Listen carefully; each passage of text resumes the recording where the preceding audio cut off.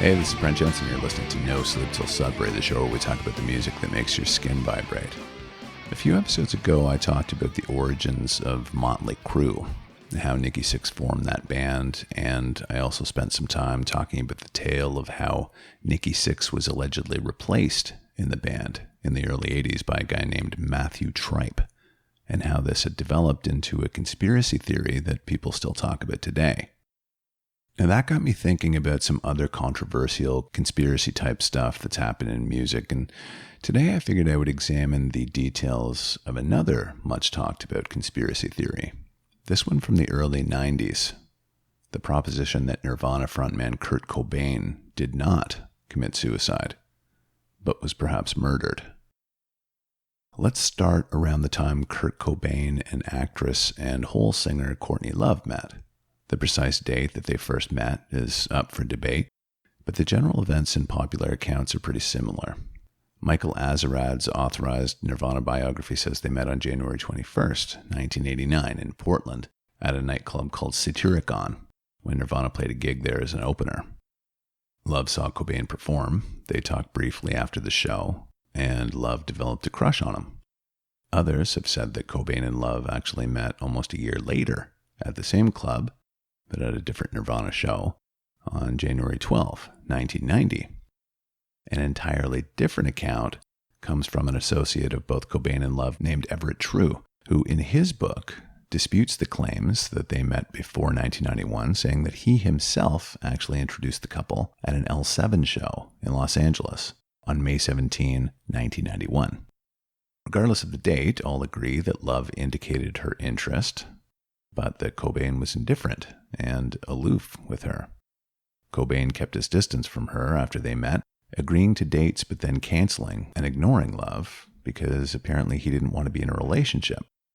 Cobain himself said in an interview that he was intent on remaining a bachelor during that time, but he knew that it would be a struggle to avoid Love because of how much he immediately liked her right after they met. Cobain had already known of Love based on her role in the film Straight to Hell that had come out a few years earlier, and despite his best efforts to maintain his life as a single man, by late 1991, Cobain and Love began to spend a lot of time together, eventually developing a pretty strong bond, their drug use serving as the foundation for that bond.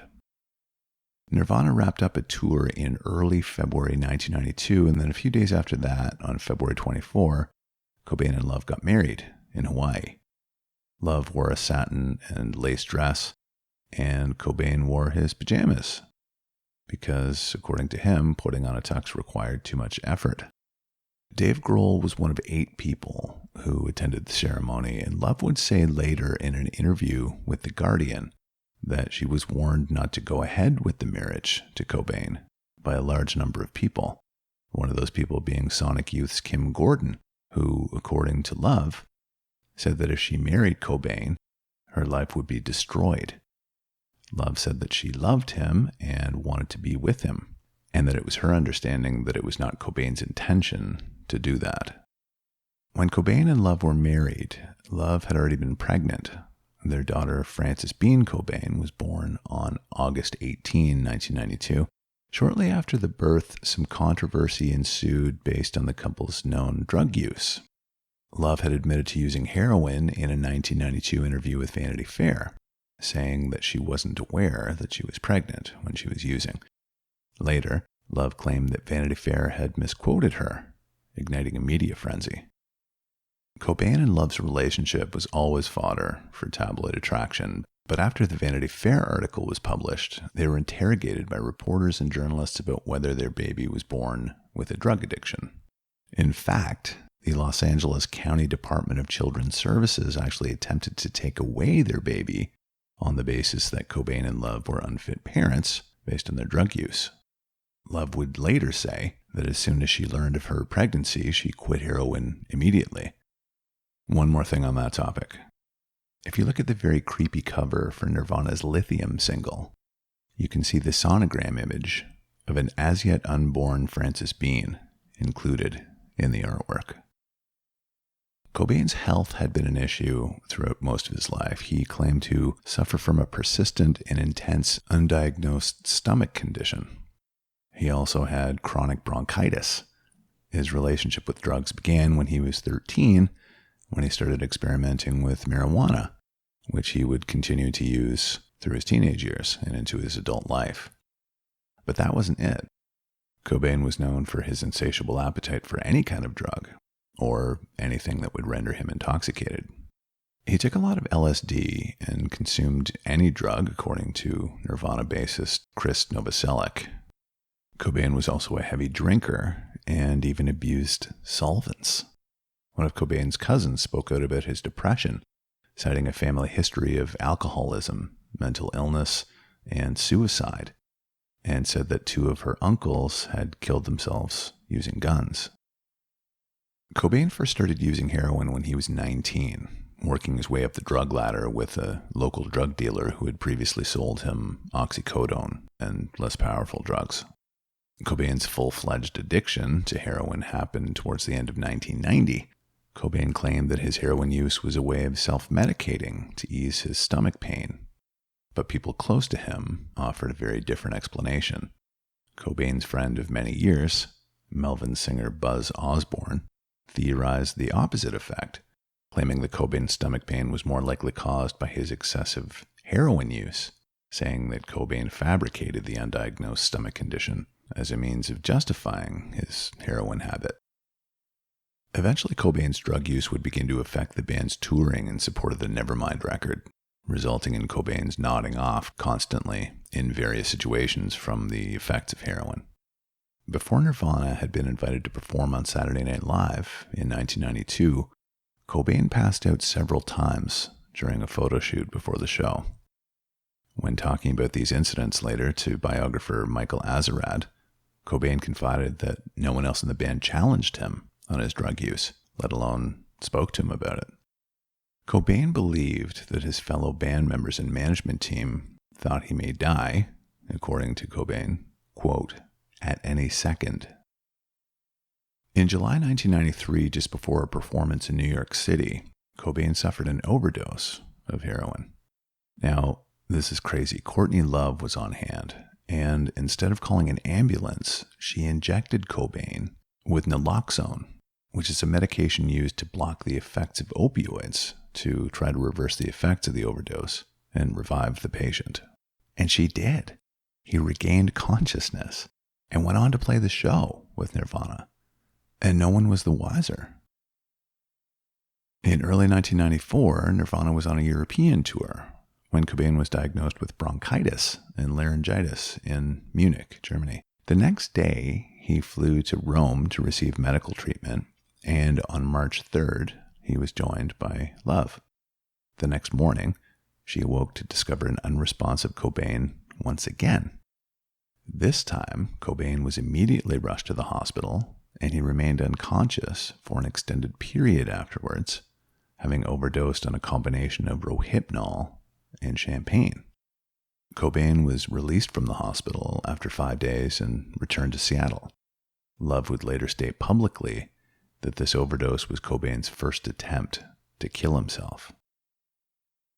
Just over a week after that, on March 18, 1994, Love called Seattle police, claiming that Cobain was suicidal, having locked himself in a room with a gun.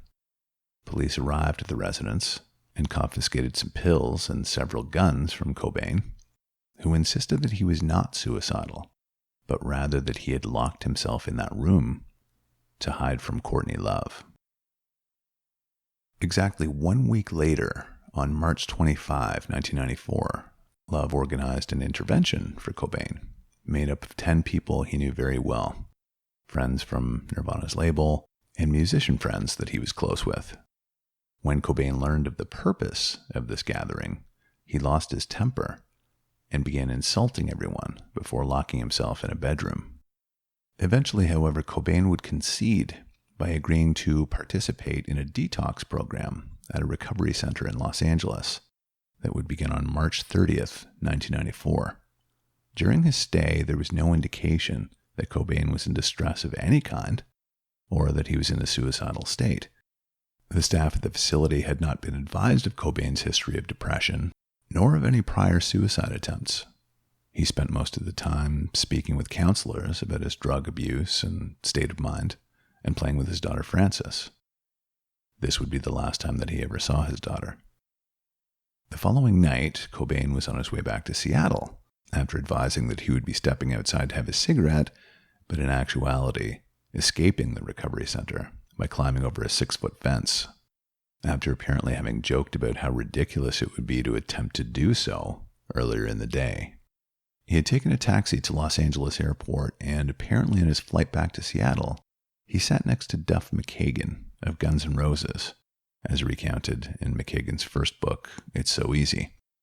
McKagan went on to say that despite Cobain's personal hatred for Guns N' Roses, and in particular his hatred for Axl Rose, Cobain seemed happy to see him. McKagan later stated he knew from, quote, all of my instincts that something was very wrong. Cobain failed to tell anyone of his departure from the recovery center, and as a result, most of his family and close friends were unaware of his whereabouts.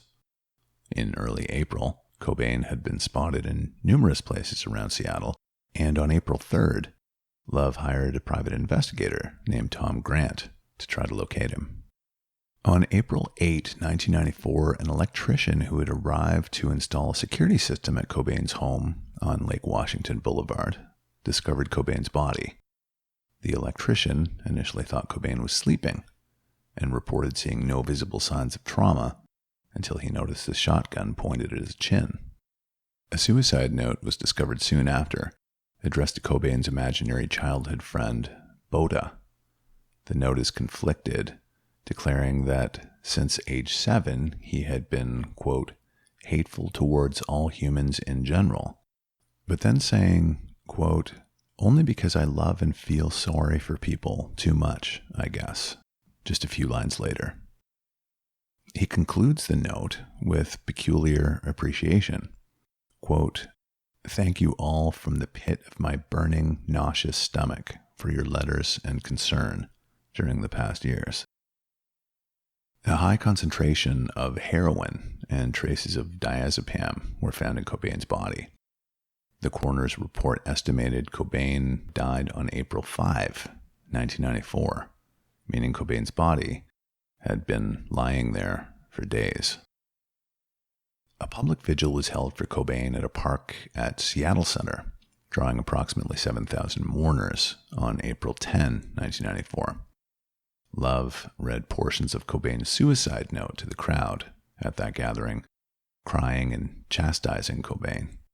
Towards the end of the vigil, Love distributed some of Cobain's clothing to people who had stuck around. Nirvana drummer and future Foo Fighters frontman Dave Grohl believed that he knew Cobain would die at an early age, saying that, quote, sometimes you just can't save someone from themselves. In some ways, you kind of prepare yourself emotionally for that to be a reality. Cobain's foster father, Dave Reed, said that, quote, for Kurt, it didn't matter that other people loved him. He simply didn't love himself enough. Now, Kurt Cobain's death has long since been a topic of fascination and public debate. The Seattle Police Department claims that they receive at least one request per week to reopen the investigation. A lot of people think that Kurt Cobain did not commit suicide, and that he was in fact murdered. Tom Grant, the private investigator employed by Love after Cobain's disappearance from the recovery center, is one of those people. Grant was still working for Love when Cobain's body was found, and he was given access to Cobain's suicide note by Love, and he used her fax machine to make a photocopy, which has since been distributed everywhere. Grant claims that after studying the suicide note, he believes it was actually a letter written by Kurt Cobain announcing his intent to leave Courtney Love, Seattle, and the music business, not a declaration that he was going to kill himself. Grant thinks that the few lines at the very bottom of the note, which are separate from the rest of it, if you look at the note online, very easy to find, are the only parts that really sound like a suicide note. He believes that those lines are stylistically different from the rest of the letter, suggesting that they may have been written by someone other than Cobain. The official report on Cobain's death concluded that Cobain in fact did write the note, but Grant has a problem with the fact that the official report doesn't make note of this distinguishable difference at the end of the note, and that it should have been examined more closely. Now, Grant even goes so far as to say that he consulted with handwriting experts and that they support his position on this. After this assertion came to light, other experts got involved, and results from their examinations varied. Dateline NBC sent a copy of the suicide note to 4 different handwriting experts. One of the experts concluded that the entire note was in fact in Cobain's handwriting, and the other 3 said that the sample was inconclusive. Another television series, Unsolved Mysteries, also got involved.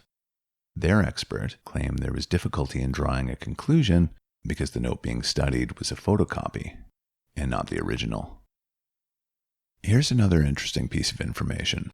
In March 2014, Seattle police developed 4 rolls of film related to the case that had been left in an evidence vault undeveloped. There was no reason provided as to why the rolls were not developed during the initial investigation.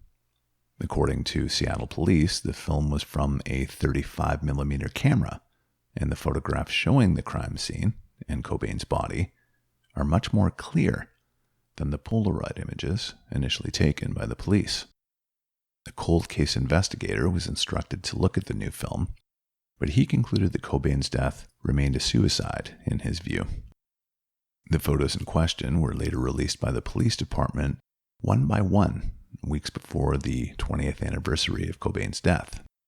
One photo shows Cobain's foot next to a bag of shotgun shells, one of which was used in his death, and another displays Cobain's arm, still wearing the admissions bracelet from the recovery center he escaped from in Los Angeles before returning to Seattle. A filmmaker named Nick Broomfield investigated Tom Grant's claim that Cobain was actually murdered in his documentary called Kurt and Courtney. He and a film crew visited a vast array of people associated with Cobain and Love, including family members of both, as well as some of the couple's former nannies. The most interesting visit was to the leader of shock rock band The Mentors, Eldon Hoke, who referred to himself as El Duce. He claimed that Courtney Love offered him $50,000 to kill Kurt Cobain.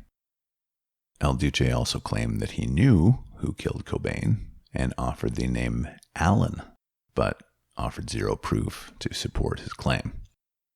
Strangely enough, that would prove to be El Duce's last interview, as he died days later after reportedly being hit by a train. Broomfield's perspective after conducting all of his interviews was that he had failed to come up with enough credible proof of a conspiracy, saying that Cobain likely did commit suicide and that there was just a lack of caring for him on Love's behalf, that she had moved on emotionally, leaving Cobain to his own devices. The 2015 American docudrama Soaked in Bleach details the events leading up to the death of Kurt Cobain and also explores the premise that Cobain's death was not a suicide, as the story unfolds from the perspective of Tom Grant. In response, Courtney Love's legal team issued a cease and desist letter against theaters showing the documentary. And that was that. So there you have it, folks. It would seem to me that this was just a suicide committed by somebody who clearly was in significant pain, but you can draw your own conclusions based on all of these bizarre events that unfolded in this very unfortunate and very unnecessary loss. This has been No Sleep Till Sudbury with Brent Jensen. Till next time, folks, take good care.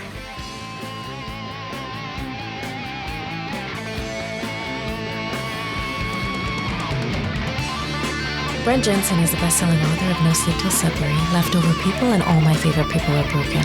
All titles available in stores and on Amazon worldwide.